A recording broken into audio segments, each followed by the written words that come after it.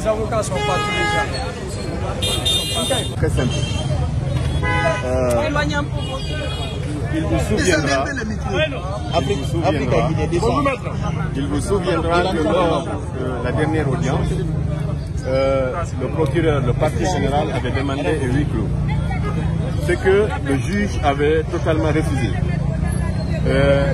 Maintenant, au lieu de se conformer à cette décision, pour saboter l'audience publique qui a été ordonnée par le juge, et donc, et le procureur et nous-mêmes sont obligés de s'y conformer.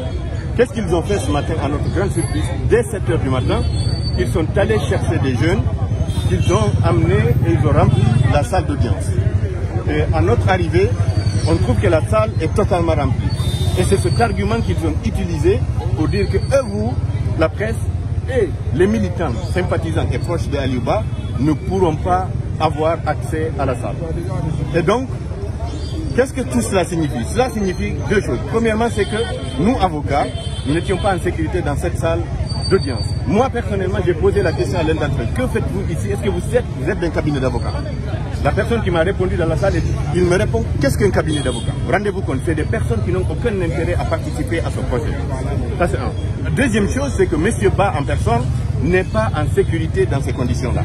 Parce qu'on ne sait pas avec quoi et pourquoi. Qui sont-ils, ces gens-là? Pourquoi ils sont là? Et qu'est-ce qu'ils ont comme possibilité de troubler l'audience? Et il se trouve que justement, le parquet voulait qu'on vous fasse introduire vous avec ces gens-là dans la même salle et que des incidents puissent être créés.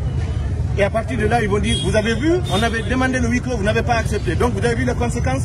Mais pire que ça, ils ont même voulu à ce qu'on négocie pour changer de salle et que même nous, avocats, nous laissions nos téléphones avec lesquels on travaille dehors. Mais depuis quand on va fouiller des avocats pour accéder à une salle? Et vous, la presse, partout dans le monde, il y a des comptes rendus d'audience. Ça se fait partout dans le monde. Ils ont dit que non, vous ne rentrerez pas avec vos téléphones. Vous ne rentrerez qu'avec des blocs-notes. Dans ce cas-là, vous faites comme on vous comprend. Et donc, devant cette mascarade, nous, on a décidé, on leur a dit qu'on ne peut pas s'associer à une telle mascarade. Et de toutes les manières, je l'ai dit la dernière fois, souvenez-vous-en, tout ce qu'ils cherchent, c'est de gagner en temps. C'est d'aller d'incident en incident parce qu'ils ne veulent pas aller au fond du sujet. Et donc, on en a discuté avec notre client, M. Aliouba, avec le collectif, pour dire quelle est la stratégie à adopter. Et donc, dans ce cas-là, nous, on a décidé de ne pas nous associer à ce scandale-là. Donc, s'ils veulent le huis clos à tout prix, ils n'ont qu'à aller faire le huis clos.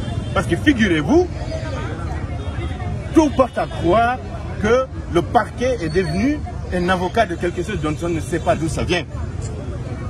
Mais, en tous les cas, que tout le monde, chacun ici, vous, les médias, nous, les avocats, le public, note ce qui est en train de se passer. D'incident en incident, le refus du temps. Aujourd'hui, voilà, il n'y aura pas d'audience. Il se peut que M. Ba soit entendu par la juge. Mais il a tout à fait le droit au silence. C'est la loi qui lui en donne. Donc vous les avocats, vous avez boudé la salle. On a boudé la salle parce qu'on ne peut pas s'associer à ce scandale. Voilà. Merci, maître. Merci beaucoup. Raison de sécurité. Donc, on ne peut pas tenir l'audience dans ces conditions-là. Il y a des personnes non identifiées, non affiliées au parti que nous avons retrouvées là-bas. Ils sont là-bas depuis 7 h du matin. Bien évidemment, c'est un procès public, mais il faudrait que les conditions de sécurité soient réunies pour le président, pour les militants, pour toute l'assistance. Si des personnes non identifiées, on les retrouve là-bas. Donc, on ne peut que exprimer notre déception. C'est une grande déception. Nous aurions souhaité de donner quand même la possibilité au peuple de Guinée, aux citoyens épris de paix et de justice, d'assister à un procès équitable, à un procès transparent. Mais très malheureusement, les manœuvres continuent. L'objectif, c'est de détenir Aliou. L'objectif, c'est de tester la résilience des militants et sympathisants. Mais nous sommes loin de désarmer.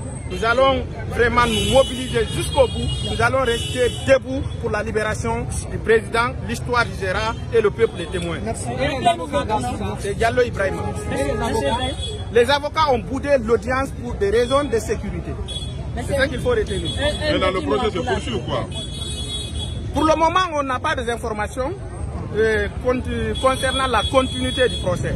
Mais nous osons espérer pour un procès équitable et contradictoire, il faut au moins la présence des avocats. Et j'espère que les magistrats, notamment la présidente de la Cour, prendra la mesure de l'absence des avocats de la défense. Bonjour. On a trouvé que ça les plaintes. Les gens qu'on ne connaît pas. Les gens qu'on ne connaît pas. Les enfants qui sont habillés n'importe comment.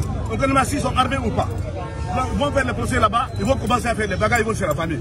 Nous, on a sollicité vraiment de rapporter. Donc quand ils seront prêts, il faut nous informer.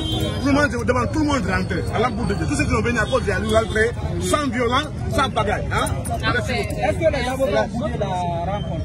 Les avocats sont rentrés déjà. Ok? C'est ce que je veux dire. Merci. C'est là, son modèle, il n'y a pas de bien. Son nom, je suis jeune frère, son nom, même père, même mère. Merci. Merci.